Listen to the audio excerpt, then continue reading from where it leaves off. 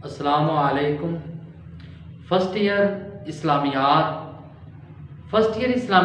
کے long question important اضافی heading کے ساتھ پہلے جتنے بھی کویسچن میں نے بیان کیے ہیں تو سب سے پہلے ایک ویڈیو بنائی تھی تاکہ پیپر کا پیٹرن کیا ہے، پیپر کی سکیم کیا ہے، کون سے چیپٹر سے کہاں سے لانگ کویسچن آتے ہیں، کہاں سے شارٹ کویسچن آتے ہیں، اور اسی طرح فرسٹ چیپٹر میں سے امپورٹنٹ، سیکنڈ چیپٹر میں سے امپورٹنٹ، 4 چیپٹر میں سے جو ٹوٹل 15 سے 16 لانگ کویسچن امپورٹنٹ ہیں ان کی باقاعدہ ویڈیو بنا کر اپلوڈ کی ہے، تو تمام بچے پہلے اس ویڈیو کو بھی دیکھیں۔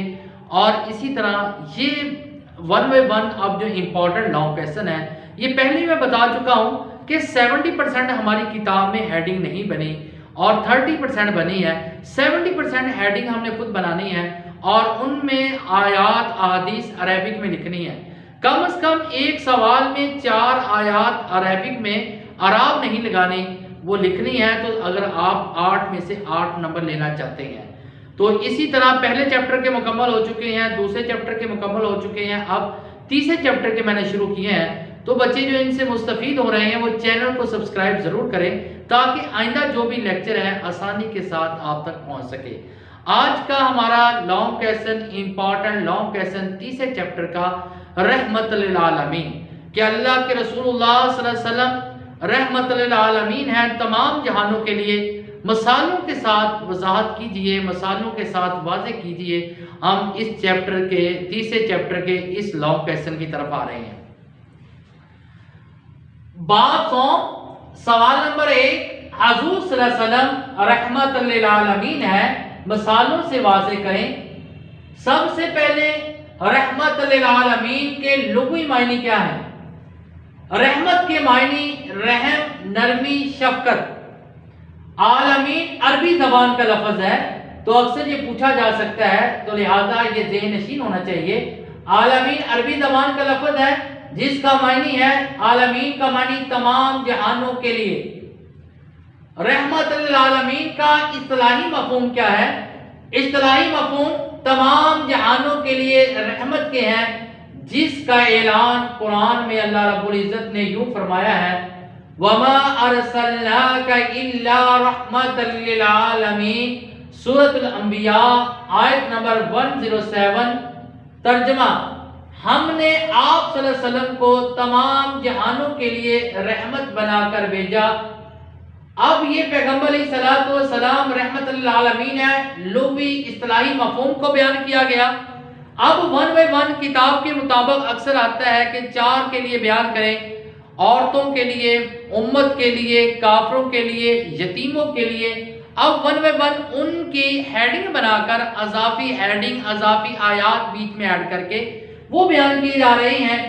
امت پر شفقت و رحمت، سب سے پہلے اللہ رب العزت نے قرآن مجید کی آیت کتاب میں موجود ہے کہ اللہ رب العزت نے پیغمبر علیہ الصلوۃ والسلام کو تمام جہانوں کے لیے رحمت بنا کر بھیجا اور ان کو آپ ہی سے مبعوث کیا، انسانوں ہی میں سے، اور مسلمانوں کا تکلیف میں پڑنا، رنج اور تکلیف میں پڑنا یہ ان کے لیے بڑا گراں گزرتا ہے، کیونکہ وہ رحیم، رحمت کرنے والے اور اسی طرح شفیق ہے۔ آگے قرض کی ادائیگی، اللہ کے رسول اللہ صلی اللہ علیہ وسلم اپنے امتی کا قرض اپنے پاس سے، مقروض صحابہ کا قرض اپنے پاس سے ادا کر دیتے۔ اگر آپ کے پاس پیسے نہ بھی ہوتے، آپ کسی سے قرض لے کر اس کا قرض اتارا کرتے تھے۔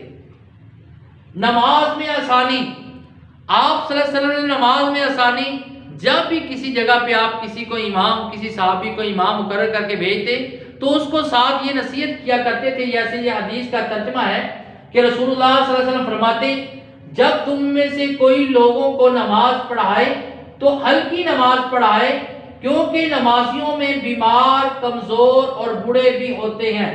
یہ حدیث ہے اور اس کا ترجمہ ہے، لہذا آپ نے اسی طرح میں نے پہلے بھی بتایا، اول کوشش کریں آپ کو سورت کا نام اور آیت نمبر، حدیث کی کتاب کا نام یاد ہو۔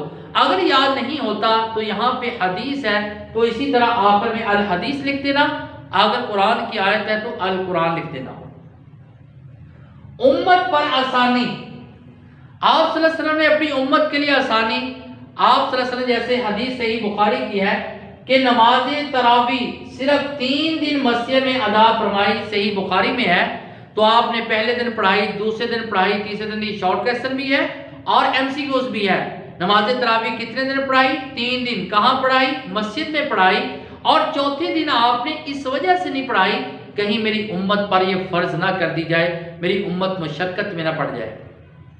اسی طرح مسواک کا حکم حضرت عائشہ رضی اللہ تعالی عنہا بیان کرتی ہیں، اور اسی طرح بے شمار پیغمبر علیہ السلام کی حدیث ہے کہ رسول اللہ صلی اللہ علیہ وسلم اپنا پسندیدہ سے پسندیدہ کام بھی ترک کر دیتے کہ کہیں امت جو ہے مشقت میں نہ پڑ جائے۔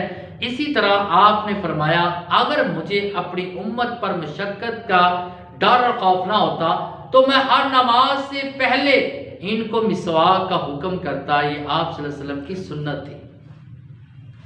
اور اس کے بعد کافروں پر شفقت و رحمت، آپ صلی اللہ علیہ وسلم کافروں کے لیے بھی رحمت اور شفقت کرتے، جیسے کافروں پر رحمت، حالانکہ پہلی امتوں پر طرح طرح کے عذاب آئے۔ یہ شارٹ لیسن ہے، پہلی امتوں کے پر کس طرح کے عذاب آئے۔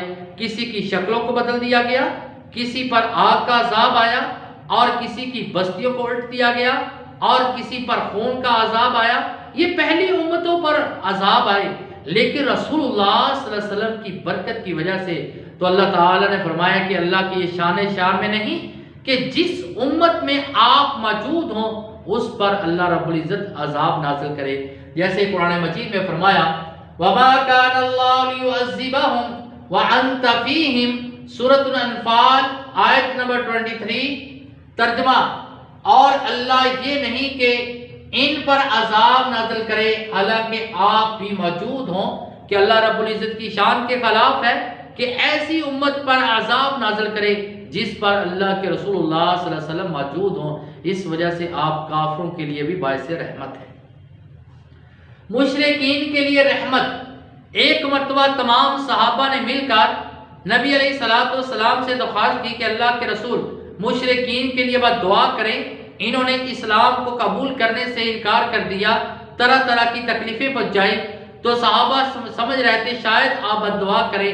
آپ صلی اللہ علیہ وسلم نے آگے فرمایا میں لعنت کرنے والا نہیں بلکہ میں تو رحمت بنا کر بھیجا گیا ہوں۔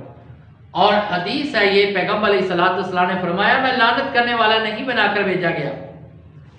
قبیلہ دوس کے لیے دعا، اور یہاں پہ شارٹ کوسچن بھی ہے، ایم سی کیوز بھی ہے۔ حضرت طفیل بن عمر دوسی، قبیلہ دوس میں کس کو تبلیغ کے لیے بھیجا گیا؟ حضرت طفیل بن عمر دوسی۔ حضرت طفیل بن عمر کو کس قبیلے میں بھیجا گیا؟ قبیلہ دوس میں۔ یہ دونوں صورتوں میں یہ ایم سی کیوز بن سکتا ہے، اور امپورٹنٹ ایم سی کیوز ہے، اس کو بھی انڈرلائن کر لیجئے گا۔ تو جس وقت حضرت طفیل بن عمر دوسی کو وہاں بھیجا، انہوں نے دعوت قبول نہ کی، انکار کر دیا۔ حضرت طفیل بن عمر دوسی واپس آئے، اور وہ سمجھ رہے تھے شاید اللہ کے رسول اور صحابہ یہ سمجھ رہے تھے کہ انہوں نے اسلام کو قبول کرنے سے انکار کر دیا، اللہ کے رسول ان کے لیے بد دعا کریں گے۔ آپ نے بجائے بد دعا کہ آپ نے ان کے لیے دعا کی اللہم اہد دوسا واتی بہم، صحیح بخاری کی حدیث ہے، آپ نے دعا کیا اللہ قبیلہ دوس کو ہدایت دے اور ان کو دارہ اسلام میں داخل کر۔ آپ صلی اللہ علیہ وسلم نے باقاعدہ ان کے لیے دعا کی۔ پھر غزوہ احد اور رحمت نبوی، پہلے نمبر پہ غزوہ احد جو ہے یہ دوسرا غزوہ ہے، 3 ہجری میں ہوا، اور نبی علیہ السلام کے اس غزوے میں دندان مبارک شہید ہوئے۔ یہ ایم سی کیوز ہے کہ رسول اللہ صلی اللہ علیہ وسلم کے دندان مبارک کس غزوہ میں شہید ہوئے؟ غزوہ احد میں، اور 3 ہجری میں ہوا۔ جس وقت آپ کے دندان مبارک شہید ہوئے، آپ کے منہ سے خون بہ رہا ہے، صحابہ سمجھ رہے تھے شاید آپ ان کے لیے بد دعا کریں، تب بھی آپ کی زبان پر ان کے لیے دعائیہ کلمیہ اور اسی طرح دعائیہ کلمات شامل تھے اور نکل رہے تھے۔ سفر طائف اور کفار پر رحمت، ایک مرتبہ صحابہ نے آپ سے عرض کیا اللہ کے رسول آپ کی زندگی کا مشکل ترین دن کون سا ہے؟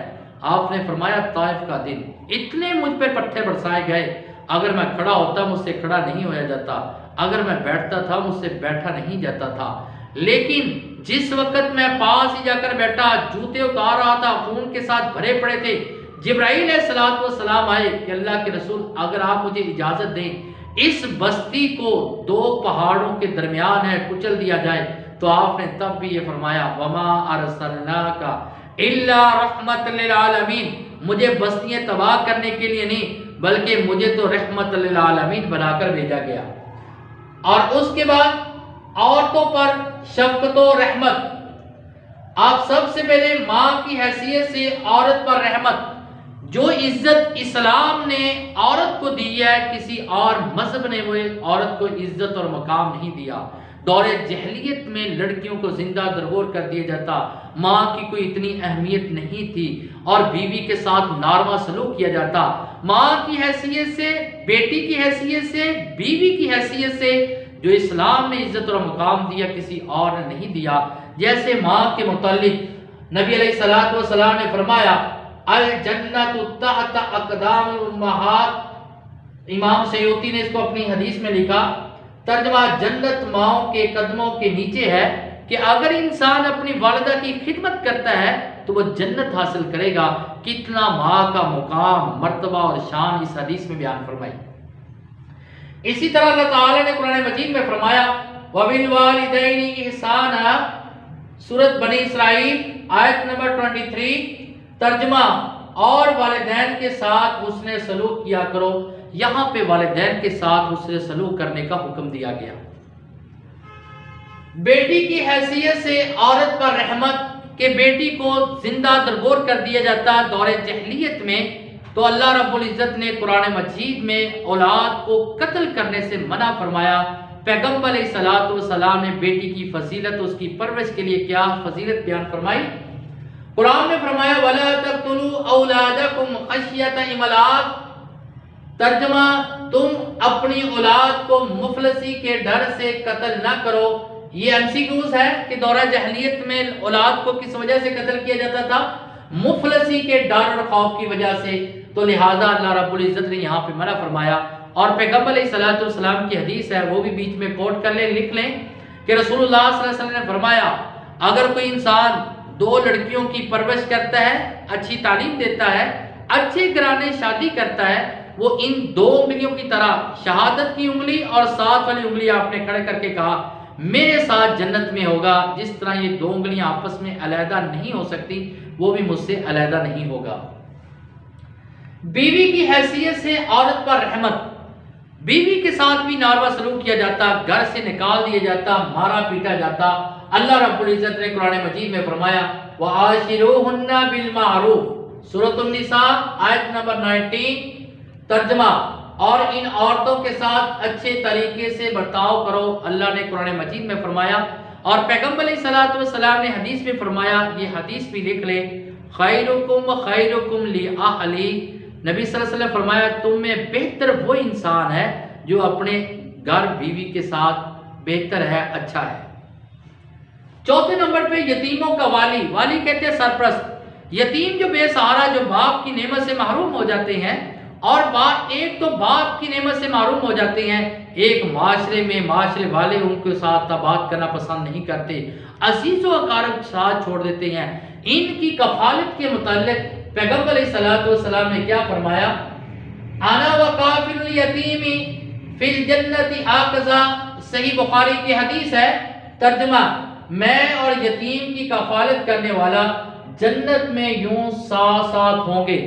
نبی علیہ السلام نے اپنی شہادت کے ساتھ والی انگلی کو ایسے کھڑے کر کے فرمایا کہ یتیم کی کفالت کرنے والا، نگہداشت کرنے والا میرے ساتھ جنت میں جس طرح یہ دو انگلیاں آپس میں ملی ہیں، میرے ساتھ ایسے وہ جنت میں ہوگا۔